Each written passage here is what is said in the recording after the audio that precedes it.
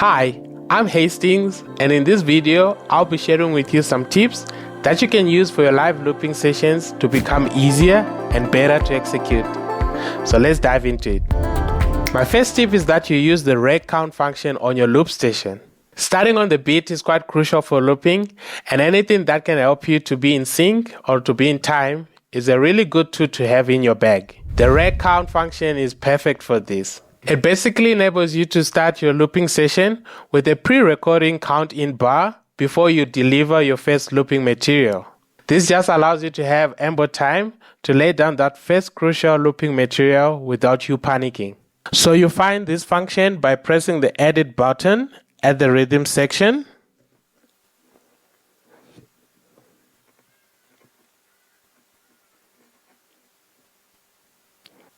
Then when you find it, it's initially set to off.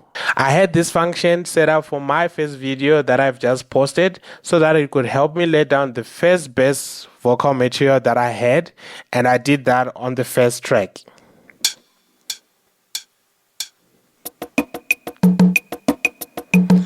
So as you can see, it sort of gives you that pre-count before you actually lay down that best material or whatever material that you have.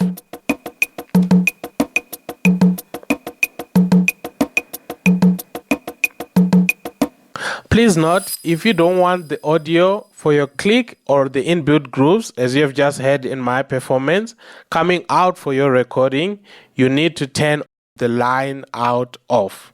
The second tip that I have for you is that you preset the number of bars that you need for each track on your looping station.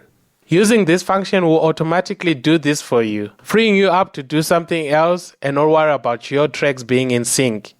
It's more effective in helping you produce a more quantized looping track. You find this function by pressing the edit button on a track. Then you can set the amount of bars you need for each individual track as you wish. So for my looping session, I had this function set up as follows. I had 2 measures for my first track, and also for my second and third tracks. And then for my fourth track, I had 4 measures, and as well for my 5th track. My last tip for you in this video is how you can use the fade in or out function on your loop station. This function can create a sense of flow and movement in your looping sessions, creating a sense that you have control over the overall looping experience. I personally find this function quite useful to elevate my looping sessions, and I use this function all the time. In my looping video, for example, I had it set up on my 4th track.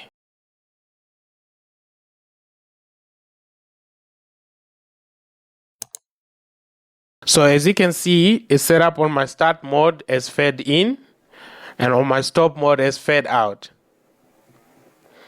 So basically it enables you to have like those smooth transitions when you're about to go to a different section.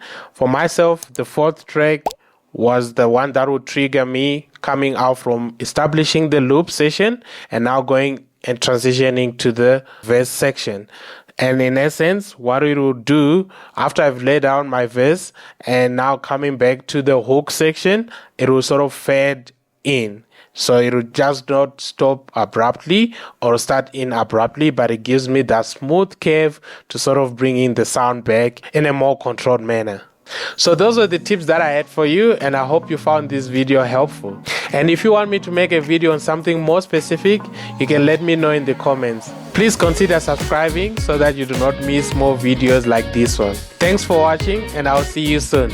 Peace.